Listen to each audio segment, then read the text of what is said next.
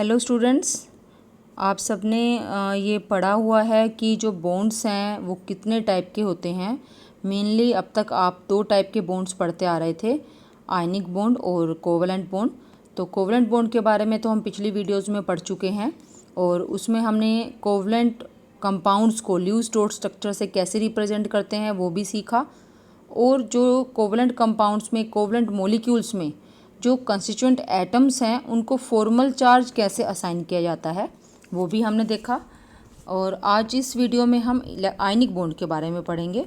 Ionic bond जिसको कि electrovalent bond भी कहते हैं। तो जैसे ल्यूइस और कोसल के व्यूज़ के पर बेस था हमारा कोवलेंट बॉन्ड का, जो जितना भी हमने टॉपिक कवर किया कोवलेंट बॉन्ड का वो मेनली ल्यूइस और कोसल के व्यूज़ पर ही बेस था। तो उन्हीं के ही व्यूज़ को देखते हुए हम ये देखते हैं कि जो आयनिक बॉन्ड फॉर्मेशन है वो मेनली ल्यूइस और कोसल ने जो बताया, मेनली वो किस पर डिपेंड करती है, ease of formation of positive and negative ions from their neutral atoms.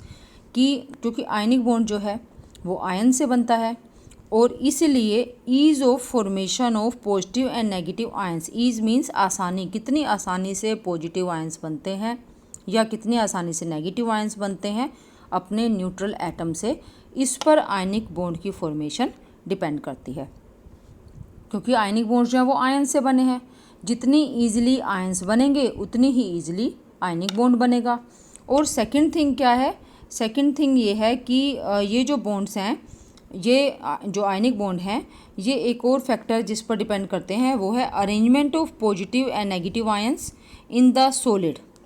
जो पॉजिटिव और नेगेटिव आयंस हैं उन्होंने एक आयनिक कंपाउंड तो बना लिया, लेकिन जो पॉजिटिव, अब एक मॉलिक्यूल तो आपको नहीं मिलता ना, एक मॉलिक्यूल तो हम नहीं निकाल सकते हैं कहीं से भी। हमें क्या मिलता है, हमें मिलता है या तो क्रिस्टल, ठीक है। जो आयनिक बॉन्ड्स होते हैं, जो आयनिक कंपाउंड्स होते हैं वो क्रिस्टलाइन कंपाउंड्स होते हैं।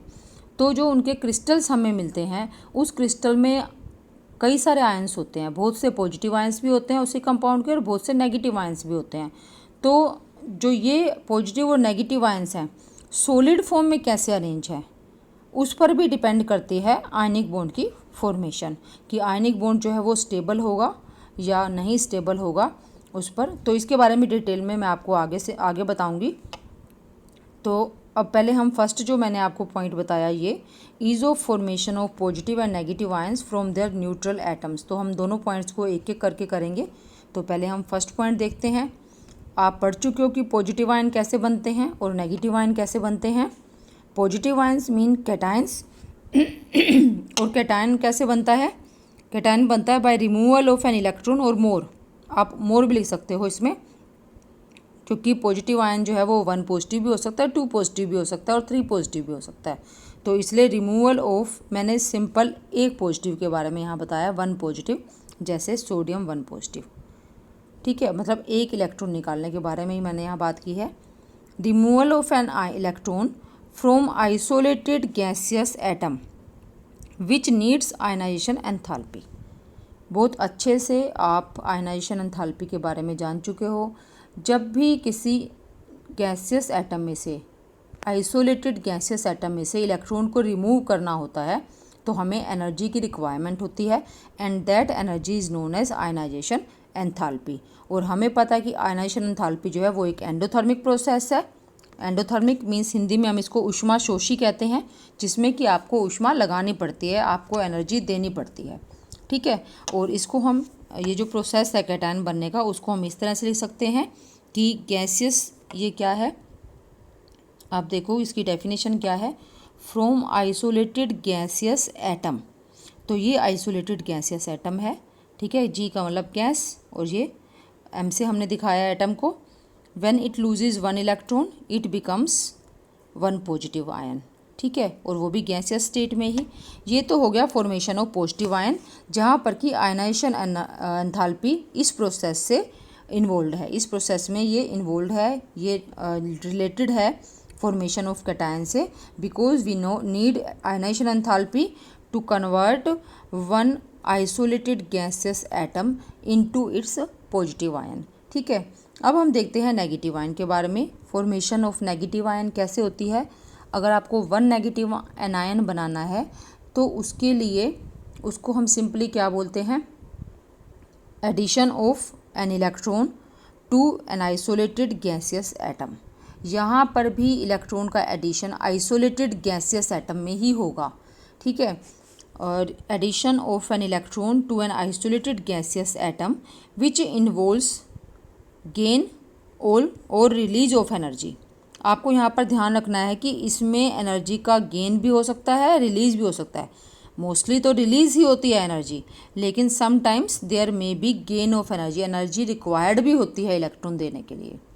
अगर आपको ट्रेंड्स याद हैं इलेक्ट्रॉन गेन एंथैल्पी के, तो आपको ये भी याद होगा कि जो नोबल गैसेस होती हैं, जो कि 18th ग्रुप के एलिमेंट्स हैं, उनकी इलेक्ट्रॉन गेन एंथैल्पी पॉजिटिव होती है। ये मैंने आपको बताया था, क्योंकि उनका ऑक्टेट कंप्लीट है, सो वो आसानी से इलेक्ट्रॉन नहीं लेते हैं और इसलिए काफ़ी एनर्जी लगानी पड़ती है। मींस नोबल गैसेस के केस में जो इलेक्ट्रॉन गेन एंथैल्पी है वो पॉजिटिव है, और इसको हम ये भी कह सकते हैं कि नोबल गैसेस को इलेक्ट्रॉन देना एक एंडोथर्मिक प्रोसेस है, ठीक है। तो जहाँ आयनाइजेशन एंथैल्पी तो हमेशा एनर्जी रिक्वायर्ड होगी, हमेशा वो एक एंडोथर्मिक प्रोसेस होगा where energy should be supplied to remove one electron. वहीं इलेक्ट्रॉन गेन एंथैल्पी जो है वो मेनली तो रिलीज़ होती है एनर्जी, यानी कि मेनली वो एक्सोथर्मिक प्रोसेस होता है मोस्ट ऑफ द एटम्स में, लेकिन कई बार वो एक एंडोथर्मिक प्रोसेस भी होता है, यानी कि हमें कई बार इलेक्ट्रॉन ऐड करने के लिए एनर्जी सप्लाई भी करनी पड़ती है। तो आपको ये चीज़ ध्यान रखनी है, addition of an electron to an isolated gaseous atom which involves gain or release of energy in form of electron gain enthalpy, ठीक है। तो जो एनर्जी गेन हो रही है या रिलीज़ हो रही है उसको हम इलेक्ट्रॉन गेन एंथैल्पी कहते हैं। तो इसलिए हम ये कहते हैं कि जो फॉर्मेशन ऑफ एनायन है वो एंडोथर्मिक प्रोसेस भी हो सकता है और एक्सोथर्मिक प्रोसेस भी हो सकता है। अगर उसमें एनर्जी का गेन हुआ है तो वो एक एंडोथर्मिक प्रोसेस है, एनर्जी रिलीज हुई है then it is exothermic process. और इसको हम ऐसे रिप्रेजेंट करते हैं कि it is isolated gaseous atom when it is given one electron it becomes one negative ion in gaseous state, ठीक है। और यहाँ इलेक्ट्रॉन गेन एंथैल्पी इन्वॉल्व है। तो अब आप ये देखो, अगर आपको आयनिक बॉन्ड बनाना है तो आपको आयंस चाहिए, और आयनिक बॉन्ड उतनी ही आसानी से बनेगा जितनी आसानी से पॉजिटिव और नेगेटिव आयंस बनेंगे। और पॉजिटिव आयन आसानी से तब बनेगा अगर उसके लिए जो रिक्वायरमेंट है आयनाइजेशन एंथैल्पी की वो काफ़ी कम है, ठीक है। यानी कि पॉजिटिव आयन को आसानी से बनाने के लिए हमें लो आयनाइजेशन एंथैल्पी चाहिए। और सेकंड थिंग, अगर हम बात करें नेगेटिव आयन की, तो नेगेटिव आयन तब आसानी से बन जाएगा अगर उसके लिए उसमें जो इलेक्ट्रॉन गेन एंथैल्पी है, यानी कि जो उसमें एनर्जी है वो मोर नेगेटिव है। मोर नेगेटिव मीन्स ज़्यादा एनर्जी रिलीज़ हुई है, ठीक है। तो ऐसा अगर होता है तो आयनिक बॉन्ड की फॉर्मेशन बहुत आसान हो जाती है। तो इसलिए आपको ये सारे फैक्टर्स याद रखने हैं कि ionic bond formation is very easy और it depends on the formation of positive and negative ions. और जितनी आसानी से पॉजिटिव और नेगेटिव आयंस बनेंगे उतना ही आसान आयनिक बॉन्ड की फॉर्मेशन होगी, ठीक है। और पॉजिटिव आयन आसानी से तब बनते हैं अगर उनके लिए लो आयनाइजेशन एंथैल्पी रिक्वायर्ड है, ठीक है। और नेगेटिव आयन आसानी से तब बनते हैं अगर उनकी जो इलेक्ट्रॉन गेन एंथैल्पी है वो नेगेटिव में काफ़ी हाई है, ठीक है। Very high electron gain enthalpy in minus negative में। तो ये इसके लिए रिक्वायरमेंट है। मोस्टली आपने पढ़ा पीरियोडिक टेबल में जो एक्सट्रीम लेफ्ट पर जो एलिमेंट्स होते हैं, यानी कि मेटल्स जो हैं वो पॉजिटिव आयंस आसानी से बना लेती हैं। They are most electropositive elements, यानी कि they easily lose one electron to form one positive ion, ठीक है। तो इसलिए जो मेटल्स हैं मोस्टली वो कैटायंस होती हैं आयनिक कंपाउंड में। और जो नॉन मेटल्स हैं, नॉन मेटल्स जैसे कि अगर हम बात करें सबसे अच्छे जो नॉन मेटल्स हैं वो हम 17th ग्रुप की एलिमेंट्स को बोलते हैं, फ्लोरीन क्लोरीन। उसमें वो आसानी से एक इलेक्ट्रॉन ले लेते हैं, ठीक है। ऑक्सीजन भी अच्छी नॉन मेटल है, नाइट्रोजन भी अच्छी नॉन मेटल है। तो जो एक्सट्रीम राइट पर रखे हुए हैं पीरियोडिक टेबल में वो अच्छी नॉन मेटल्स हैं और वो मोस्टली एनायंस बनती हैं आयनिक कंपाउंड्स में। तो आयनिक कंपाउंड्स के जो पॉजिटिव और नेगेटिव आयंस है वो कहाँ से आते हैं? पॉजिटिव आयन आते हैं हमारे पास पीरियोडिक टेबल की एक्सट्रीम लेफ्ट से यानी कि मेटल से, और नेगेटिव आयंस हमारे पास आते हैं पीरियोडिक टेबल की एक्सट्रीम राइट से यानी कि नॉन मेटल से। ठीक है, सिर्फ यहाँ पर एक एक्सेप्शन ये है, ये मैंने आपको बता दिया। यहाँ पर एक एक्सेप्शन है, वो है अमोनियम आयन की। अमोनियम आयन, ठीक है, पॉजिटिव आयन है ये, कैटायन है ये कैटायन है जो कई सारे आयनिक कंपाउंड्स में एक कैटायन का काम करता है। ठीक है, जैसे एक मैं आपको एग्जांपल देती हूँ, अमोनियम क्लोराइड, यहाँ ये कैटायन है पूरा, पॉलीएटॉमिक आयन है। मोस्टली जो पॉलीएटॉमिक आयन्स होते हैं ना वो नेगेटिव होते हैं, लेकिन ये एक ऐसा आयन है जो पॉजिटिव है, polyatomic ion but positive ion. ठीक है, तो जो अमोनियम आयन है ये अधिकतर बहुत से आयनिक कंपाउंड्स में ये एक कैटायन की तरह से होता है, और इसमें जो दो एटम्स हैं नाइट्रोजन और हाइड्रोजन, ये दोनों ही नॉन मेटल्स हैं। ठीक है, जो हाइड्रोजन है एक्चुअली वो नॉन मेटल की तरह से भी एक्ट कर सकती है, मेटल की तरह से भी एक्ट कर सकती है। ये आपने किया हुआ है इसको पीरियोडिक टेबल में अच्छे से। तो ये दोनों, तो हम यहाँ पर नॉन मेटल भी कह सकते हैं इसको, तो ये दोनों ही नॉन मेटल्स हैं। जबकि मोस्टली कैटायंस जो हैं वो मेटल से आते हैं और एनायंस जो हैं वो नॉन मेटल से आते हैं। तो ये एक एक्सेप्शन है, आपको ध्यान रखनी है। After formation of ionic bond between elements, जब आयनिक बॉन्ड की फॉर्मेशन हो गई एलिमेंट्स में, अभी तक हम यही पढ़ रहे थे, आयनिक बॉन्ड की फॉर्मेशन होती है आयन से, पॉजिटिव और नेगेटिव आयंस। ठीक है, वो कितनी आसानी से बने उतनी ही आसानी से आयनिक बॉन्ड भी बनेगा। जब आयनिक बॉन्ड बन गया, अब क्या होगा? अब नेक्स्ट जो हमारे पास क्या प्रोसेस आता है? नेक्स्ट प्रोसेस आता है arrangement of cations and anions in 3 dimensional crystalline structure. मतलब आप अगर हम बात करें सोडियम क्लोराइड की, सोडियम क्लोराइड क्या है? सोडियम क्लोराइड नमक है, वो एक आयनिक कंपाउंड है। ठीक है, common salt, it is an ionic compound.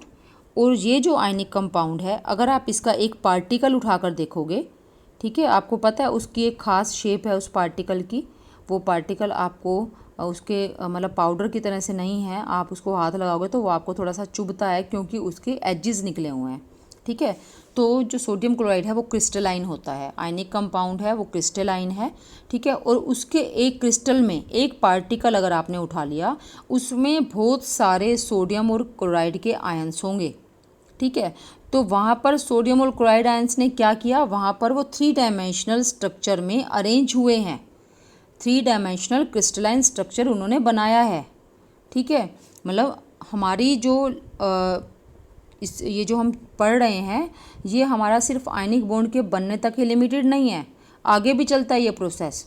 Ionic bond बनने के बाद, आयनिक बॉन्ड तो सोडियम आयन, आयनिक बॉन्ड का मतलब सिंपल है कि सोडियम आयन बन गया, सोडियम ने एक इलेक्ट्रॉन क्लोरीन को दे दिया, तो सोडियम पॉजिटिव आयन और क्लोराइड नेगेटिव आयन, दोनों के बीच में अट्रैक्शन है।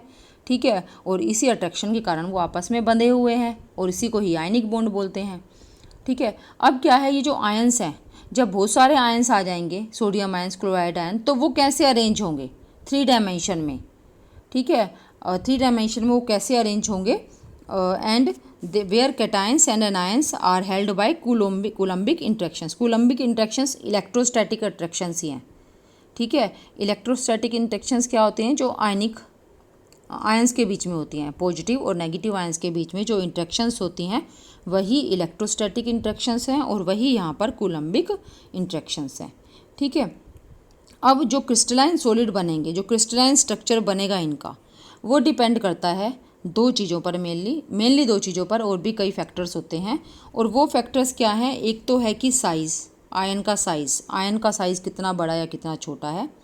दूसरा उनकी पैकिंग अरेंजमेंट, ठीक है, वो किस तरह से पैक हो रहे हैं, कि पॉजिटिव आयंस कहाँ जा रहे हैं, नेगेटिव आयन उनके चारों तरफ कहाँ पर हैं, इस पर डिपेंड करता है। और भी कई फैक्टर्स हैं। तो इसी बेस पर, इन 2 फैक्टर्स पर डिपेंड करते हुए size of ions and their packing arrangements, ठीक है, और कुछ और फैक्टर्स हैं, इन पर डिपेंड करते हुए आयनिक कंपाउंड्स अलग अलग क्रिस्टल स्ट्रक्चर्स बनाते हैं। एक आयनिक कंपाउंड का क्रिस्टल स्ट्रक्चर अलग है, दूसरे आयनिक कंपाउंड जैसे सोडियम क्लोराइड का अलग है, जिंक सल्फाइड का अलग है, सीजियम क्लोराइड का अलग है। ठीक है, तो इनके अलग अलग स्ट्रक्चर्स होते हैं क्योंकि इनमें आयंस के साइज़ डिफरेंट है और उनकी पैकिंग अरेंजमेंट भी डिफरेंट है। तो यहाँ हम एग्जांपल ले रहे हैं सोडियम क्लोराइड का, जिसको कि रॉक साल्ट भी कहते हैं कॉमन, क्योंकि चट्टानों से मिलता है। इस मतलब चट्टानों से क्या, इसके जैसे बड़े बड़े टुकड़े से मिलते हैं, क्रिस्टल बड़े बड़े टुकड़े से मिलते हैं। ठीक है, तो इसको रॉक साल्ट बोलते हैं। और इसका हम क्रिस्टल स्ट्रक्चर देखते हैं, इसका हम 3 डायमेंशनल पैकिंग अरेंजमेंट देखते हैं। ठीक है, ये इसको बोलते हैं एक यूनिट सेल। जो ये बना हुआ है स्ट्रक्चर, इसको यूनिट सेल बोलते हैं। इसमें सिंपली क्या है, इसमें जो है ये दिखाया हुआ है कि सोडियम आयंस कहाँ पर हैं और क्लोराइड आयंस कहाँ पर हैं इसमें। तो वो मैं आपको इसमें बनाकर दिखाती हूँ कि कहाँ पर ये किस तरह से बनेगा, आपको कैसे ये स्ट्रक्चर बनाना है वो हम देखते हैं। इसमें आप देखिए कि जो ये जो मैंने दिखाए हैं, जो पिंक डॉट से दिखाए हैं, पिंक सर्कल से दिखाए हैं, ये हैं क्लोराइड आयंस। और जो ब्लैक सर्कल से दिखाए हैं वो है सोडियम आयंस। ठीक है, तो इसका हम स्ट्रक्चर बनाते हैं कि इसका स्ट्रक्चर क्या है। इसमें अगर आप ध्यान से देखोगे, ये मैंने एक क्यूब बनाई है। ठीक है, क्यूब के कॉर्नर्स पर और फेस, जो क्यूब का फेस है उसके सेंटर्स पर आपको ये क्यूब का स्ट्रक्चर आता होगा अच्छे से। आपको ये भी पता होगा कि जो अलग अलग 3 डायमेंशनल स्ट्रक्चर्स होते हैं उनमें कितने एजेस होते हैं, किस स्ट्रक्चर में कितने वर्टिसेस होते हैं, आपने ये पढ़ा हुआ होगा। फॉर एग्ज़ाम्पल मैं यहाँ पर एक यूनिट सेल बनाती हूँ। जैसे ये यूनिट सेल बनाने के लिए, यूनिट सेल यहाँ पर मतलब हमारी क्यूब है। ठीक है, क्यूब शेप की होती है ये। तो क्यूब बनाने के लिए आप ऐसे एक स्क्वायर बनाओगे, फिर एक स्क्वायर इसके थोड़ा सा ऊपर या थोड़ा सा नीचे बनाओगे, ये बन गई हमारी क्यूब। ठीक है, अब ये जो क्यूब है इसके कॉर्नर्स पर, यहाँ पर इनको कॉर्नर्स को क्या बोलते हैं, कॉर्नर्स को बोलते हैं वर्टिसेस। ठीक है, तो इन वर्टिसेस पर क्या है, वर्टिसेस पर हैं क्लोराइड आयंस। ठीक है, आपने देखा वर्टिसेस पर हैं क्लोराइड आयंस। और इसके साथ साथ जो क्लोराइड आयंस हैं वो इसके फेसिस के सेंटर्स पर भी हैं। फेस कौन सा होता है इसमें, फेस होता है ये। क्यूब के कितने फेसिस होते हैं टोटल, एक फेस ये हो गया, 2 फेसिस, ये साइड वाला 3 फेसिस, ये नीचे वाला 4 फेसिस, एक ये पीछे वाला 5 फेसिस, और ये सामने वाला। ठीक है, पीछे वाला मैंने इसलिए दिखाया कि छुप जाता है, ये सामने वाला फिर भी हम बता सकते हैं। टोटल 6 फेसिस हैं इसके अंदर। ठीक है, तो जो क्लोराइड आयन है वो इस क्यूब के वर्टिसेस पर भी हैं और फेसिस के सेंटर्स में भी हैं यहाँ पर। ठीक है, आपने चारों फेसिस का सेंटर बनाना है। मैं इसको आपको दोबारा से भी बनाकर दिखाऊंगी। तो ये एक बार मैंने ये बनाया है। अब एक बार हम दोबारा से इसको देखते हैं। आप इस स्ट्रक्चर को देखो, इस स्ट्रक्चर में ये क्लोराइड आयंस यहाँ पर हैं कॉर्नर्स पर, वर्टिसेस पर, और साथ में ये फेस का सेंटर है, ये भी फेस का सेंटर है, ये भी फेस का सेंटर है, यहाँ पर है। तो इसको हम डिफरेंट कलर्स यूज़ करके मैं आपको समझाती हूँ। ये हम पहले क्यूब बनाएंगे यहाँ पर। ठीक है, तो इसमें हम सेंटर्स, फेसिस के सेंटर्स पर और वर्टिसेस पर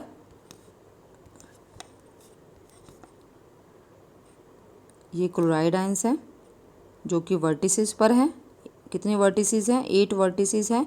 और फेसिस के सेंटर्स 1 2, ये नीचे वाला 3 और ये साइड वाला 4। पीछे वाला देखो आप, पीछे वाला ये है। ठीक है, इसका सेंटर हम थोड़ा यहाँ लगा देते हैं, थोड़ा साइड पे लगाया है मैंने, सेंटर में नहीं बनाया है क्योंकि सेंटर में बनाऊंगी तो ये वर्टेक्स जो है वो छुप जाएगी। तो पीछे वाला फेस भी हो गया और सामने वाले फेस का भी मेरे को ऐसे ही थोड़ा साइड में बनाना पड़ेगा।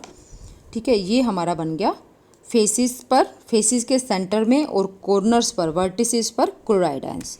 ठीक है, अब हम देखते हैं कि जो सोडियम आयंस कहाँ हैं। सोडियम आयंस हैं एजिस के सेंटर्स पर। एज क्या होते हैं, एज होते हैं ये लाइंस। ठीक है, एज ये लाइंस होती हैं ना, ये लाइंस क्या हैं, ये एजिस हैं। ठीक है, और टोटल 12 एजिस होते हैं एक क्यूब के अंदर। तो इनके सेंटर्स पर और बॉडी सेंटर में, बॉडी के सेंटर में मतलब कि क्यूब के बिल्कुल बीचों बीच होते हैं हमारे सोडियम आयंस। तो यहाँ बनाया हमने, ये 4 एजिस हो गए, 2 और ये 3, 7 एजेस हो गए, 8, 9, 10, 11, 12 हो गए एजेस, 12 एजेस। और एक रह गया बॉडी सेंटर। बॉडी सेंटर जो आपने सामने वाले और पीछे वाले 2 फेसेस के सेंटर्स बनाए थे ना, ये वाले, इनके बीच में बना दो। ठीक है, ये हो गया बॉडी सेंटर। तो इस तरह से अभी आपको थोड़ा सा कंफ्यूजिंग लग रहा होगा, बट आप 12th क्लास में इसको अच्छे से समझोगे। जो यूनिट सेल्स होती हैं, ये एक यूनिट सेल हमने बनाई है, ठीक है, जिसमें कि मैंने आपको ये बताने के लिए ये समझाया है कि ये तो सोडियम क्लोराइड है, इसमें सोडियम आयंस कैसे अरेंज हैं और क्लोराइड आयंस कैसे अरेंज हैं, ये डिपेंड कर रहा है सोडियम और क्लोराइड आयंस के साइज़ पर। ठीक है, और ये कैसे अरेंज होंगे, एक सोडियम के चारों तरफ कितने क्लोराइड आ रहे हैं। ठीक है, इसकी डिटेल आपकी 12th क्लास में है, अभी नहीं है ज़्यादा। और ये सोडियम क्लोराइड का हमने स्ट्रक्चर बनाया। तो अगर मैं बात करूं बेरिलियम क्लोराइड की, या अगर मैं बात करूं सीजियम क्लोराइड की, या इसके अलावा हम बात करते हैं जिंक सल्फाइड की, इन सब के जो स्ट्रक्चर्स हैं वो अलग अलग होते हैं। ठीक है, कैल्शियम फ्लोराइड की, सबके अलग अलग स्ट्रक्चर होते हैं, क्योंकि सबके आयंस के साइजेस अलग अलग होते हैं और इनकी पैकिंग अरेंजमेंट जो है वो किसी किसी की सेम भी हो सकती है, बट साइज़ जो है आयंस के या तो कैटायन का डिफरेंट होगा या फिर एनायन का डिफरेंट होगा। तो इस तरह से जो इनकी क्रिस्टल लैटिस बनती हैं, जो यहाँ पर मैंने आपको बताया है, depending upon the size of ions, their packing arrangements and some other factors. Size of ions, packing arrangement और कुछ दूसरे फैक्टर्स हैं जिन पर डिपेंड करता है उनका क्रिस्टल स्ट्रक्चर क्या होगा। तो ये हमने सोडियम क्लोराइड यानी कि रॉक साल्ट का स्ट्रक्चर समझा है। यहाँ से आप इसको अच्छे से देख सकते हो, इसको बनाने के लिए ट्राई भी कर सकते हो। इसके बाद हम आगे देखते हैं एनर्जी। जो हम आयनिक बॉन्ड की बात कर रहे हैं, अब यहाँ पर एनर्जी की बात करते हैं कि एनर्जी कितनी होगी आयनिक बॉन्ड की या आयनिक कंपाउंड की। ठीक है, और हम कैसे बताएंगे कि आयनिक बॉन्ड स्टेबल है या नहीं है। तो एक तो हमने पढ़ा अभी एनर्जी वर्ड हमने कहाँ किया, आयनाइजेशन एंथैल्पी और इलेक्ट्रॉन गेन एंथैल्पी, दोनों ही एनर्जीज़ हैं, एनर्जी चेंजेस हैं दोनों ही। ठीक है, एक अगर पॉजिटिव है तो एक नेगेटिव है। तो अब आप ये सोचो कि अगर कोई भी सिस्टम, एक सिस्टम जो होता है ना बहुत ही, या आप अपना ही खुद ही देखो, आप एक कंफर्ट जोन में आ जाते हो अगर आपको कोई ऐसा काम करना पड़ रहा है जहाँ पर आपको मतलब कोई भी, ज़्यादातर जो लोग हैं ना वो अपने आप को कंफर्ट जोन में समझते हैं, रिलैक्स्ड मानते हैं अगर उनको काम देना कम पड़ता है लेकिन उनको मिलता ज़्यादा है। ठीक है, मोस्टली लोग ऐसे सोचते हैं कि देना तो कम पड़े लेकिन मिले ज़्यादा। तो इसका मतलब क्या है कि आयनिक बॉन्ड से मैं बात कर रही हूँ कि अगर आयनिक बॉन्ड में आपको एनर्जी रिलीज़ तो ज़्यादा हो रही है, ठीक है, रिलीज़ ज़्यादा हो रही है मतलब आप स्टेबल हो रहे हो, और एनर्जी लगानी कम पड़ रही है।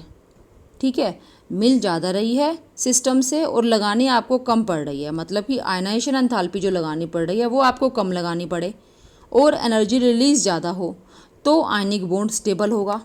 ठीक है, हम ये मान सकते हैं ना, हम ये कह सकते हैं। क्यों? क्योंकि उसके लिए आप ये समझो, उसके लिए देखो कि जो आयनाइजेशन एंथैल्पी है, आयनाइजेशन एंथैल्पी जो है वो नेगेटिव पॉजिटिव होती है, और electron gain enthalpy mostly negative होती है। अगर इन दोनों का सम नेगेटिव में आता है, नेगेटिव का मतलब है कि एनर्जी रिलीज़ हो रही है। ठीक है, मैंने आपको बताया कि नेगेटिव का मतलब एनर्जी रिलीज़ हो रही है। तो एनर्जी रिलीज़ होगी तो कई बार हम ये बात कर चुके हैं कि minimum energy means maximum stability. Energy release होने का मतलब है कि सिस्टम की एनर्जी कम हो गई और वो ज़्यादा स्टेबल हो गया। ठीक है, तो इसका मतलब क्या हम ये माने कि आयनिक कंपाउंड स्टेबल नहीं होगा अगर ये वैल्यू पॉजिटिव आती है? क्या तब आयनिक कंपाउंड स्टेबल नहीं होगा अगर ये एनर्जी जो है टोटल इन दोनों का करके पॉजिटिव में आता है? मींस आयनाइजेशन एंथैल्पी जो आपने लगाई वो तो ज़्यादा लगाई लेकिन एनर्जी रिलीज़ हुई कम, तभी तो ये पॉजिटिव आएगा। ठीक है, तो उसके लिए हम एग्जाम्पल लेते हैं सोडियम क्लोराइड का। आप देखो इसमें, ये मैंने यहाँ पर बताया भी है इसमें कि इसका मतलब ये नहीं है कि अगर दोनों ही एनर्जीज़ का जो रिज़ल्ट है, आयनाइजेशन एंथैल्पी और इलेक्ट्रॉन गेन एंथैल्पी का जो रिज़ल्ट है, अगर वो नेगेटिव है तो उसका मतलब ये नहीं कि सिर्फ तभी आयनिक बॉन्ड स्टेबल होगा। वो पॉजिटिव है तब भी आयनिक बॉन्ड स्टेबल हो सकता है। कैसे, वो मैं आपको डिटेल में बताऊंगी। उसके लिए पहले हम सोडियम क्लोराइड का एग्जांपल देखते हैं। इसके लिए जो आयनाइजेशन एंथैल्पी है वो है ये, और electron gain enthalpy chloride ion के लिए, सोडियम आयन के लिए आयनाइजेशन एंथैल्पी कि जब सोडियम गैसियस एटम से सोडियम आयन बनता है तो इतनी एनर्जी रिक्वायर्ड है, और जब क्लोराइड आयन बनता है क्लोरीन एटम से तो इतनी एनर्जी रिलीज होती है। तो दोनों का सम कितना आया, प्लस में आया 147.1 किलो जूल पर मोल। 1 मोल आयनिक कंपाउंड सोडियम क्लोराइड का बनने में 147.1 किलो जूल एनर्जी रिक्वायर्ड होगी, लगेगी। पॉजिटिव का मतलब यही है कि ये एक एंडोथर्मिक प्रोसेस होगा, इसका मतलब है। तो क्या ये स्टेबल नहीं है? ये स्टेबल है, ठीक है, इट इज़ स्टेबल। पॉजिटिव का मतलब ये नहीं है कि ये स्टेबल नहीं है। अगर एनर्जी आपको देनी पड़ी है, सिस्टम की एनर्जी बढ़ गई, तो इसका मतलब ये नहीं है कि ये स्टेबल नहीं है, ये स्टेबल है। ये कैसे स्टेबल हो सकता है? क्योंकि हम तो हमेशा यही कहते हैं minimum energy means maximum stability. तो यहाँ पर एक और फैक्टर आता है, ठीक है। तो इसका मतलब है कि सिर्फ ये दो चीज़ें ही नहीं हैं जो कि आयनिक बॉन्ड की स्टेबिलिटी को डिसाइड करती हैं। अगर ये डिसाइड करती है आयनिक बॉन्ड की स्टेबिलिटी को, तो यहाँ जो सोडियम क्लोराइड बना ये स्टेबल नहीं होता। तो क्या चीज़ है जो सोडियम क्लोराइड की स्टेबिलिटी को डिसाइड करती है? वो है इनकी लैटिस एंथैल्पी। और लैटिस एंथैल्पी क्या है? लैटिस एंथैल्पी है एनर्जी ऑफ लैटिस फॉर्मेशन या लैटिस एंथैल्पी।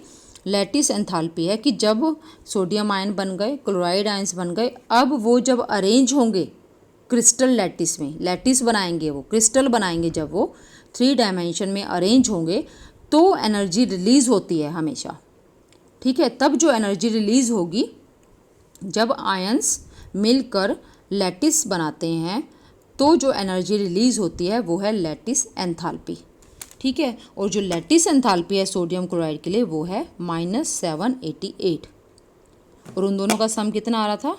प्लस 147.1। तो आप इन दोनों को ऐड करो, अब हमारा जो आंसर है वो माइनस में ही आएगा। इसका मतलब सिस्टम स्टेबल हो गया। तो आपने यहाँ से क्या सीखा कि सिर्फ आयनाइजेशन एंथैल्पी और इलेक्ट्रॉन गेन एंथैल्पी अकेले ये दोनों ही डिसाइड नहीं करते हैं कि जो बॉन्ड बनेगा आयनिक बॉन्ड वो स्टेबल होगा या नहीं होगा। एक थर्ड फैक्टर है, वो है lattice enthalpy.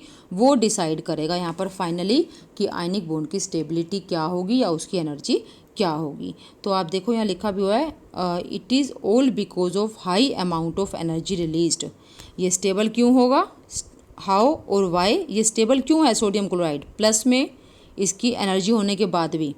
It is all because of high amount of energy released during lattice formation which more than compensates the net positive energy of ionic bond formation, ठीक है। तो ये क्या करती है? मोर देन कंपनसेट का मतलब है कि वो जो ये पॉजिटिव में आई ना, इसको ये ख़त्म कर देती है, इसके इफेक्ट को ख़त्म कर देती है और अपना इफेक्ट दिखाती है, जिसके कारण कि टोटल एनर्जी नेगेटिव में आती है, जो कि ये है। जब इसमें आप 147 को प्लस कर दोगे तो हमारा टोटल जो रिज़ल्ट है वो नेगेटिव आएगा, ठीक है।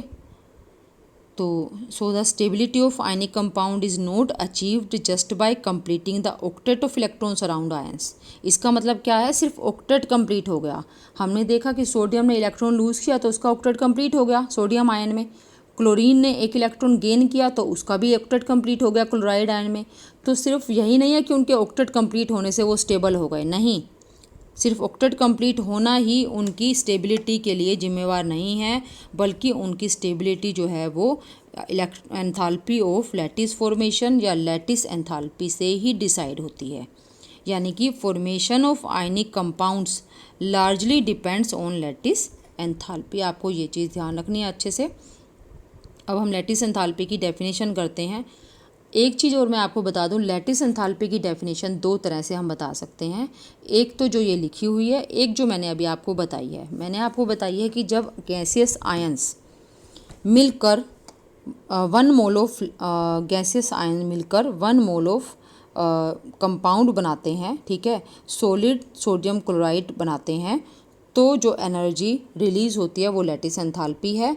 और ये जो डेफिनेशन है वो क्या है? इट इज़, आप देखो, it is defined as the energy required. यहाँ पर लिखा है एनर्जी रिक्वायर्ड, लेकिन किस लिए? To completely separate 1 mole of solid ionic compound into gaseous constituent ions, यानी कि उसका इन्वर्स लिखा हुआ है। आप ये भी कह सकते हो, जैसे हम क्या कहते हैं, आप याद करो, आपने कई बार पढ़ा है कि आप 9th 10th में पढ़ते थे ना मेल्टिंग पॉइंट बॉइलिंग पॉइंट के बारे में, कि मेल्टिंग पॉइंट जो है जब आप आइस को मेल्ट करते हो, मेल्ट करके आप उसको लिक्विड वाटर में चेंज करते हो तो 0 डिग्री सेल्सियस पर वो मेल्ट होती है आइस, है ना। लेकिन जब आप वाटर को फ्रीज करते हो, ठंडा करना शुरू करते हो तो 0 डिग्री सेल्सियस पर ही वो जम भी जाती है, बर्फ़ में बदल जाती है।